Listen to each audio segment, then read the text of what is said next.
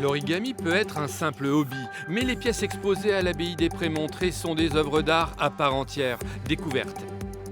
On voit un gros poisson.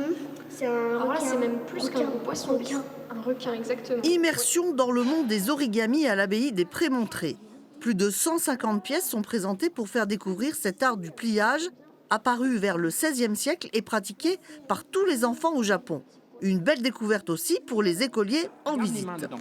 Tu ne dois pas changer les mains. J'en mets une là, fais une pince. Là. J'ai appris comment fabriquer de l'origami. Quand on apprend des trucs sur les origamis, ça nous apprend un peu l'art.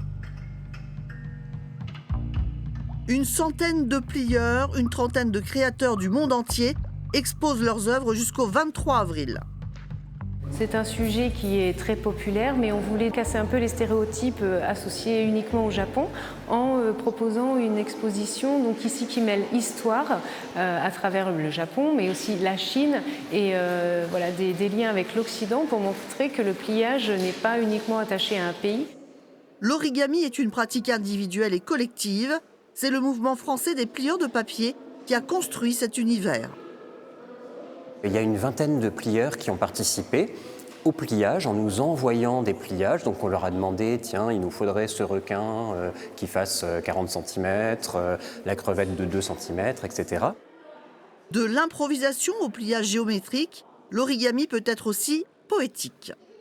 On est devant deux œuvres d'Éric Joisel, un grand maître de l'origami français, L'Orgueil et la Luxure. On voit toute la capacité de modelage et de ce qu'on appelle donner vie au papier.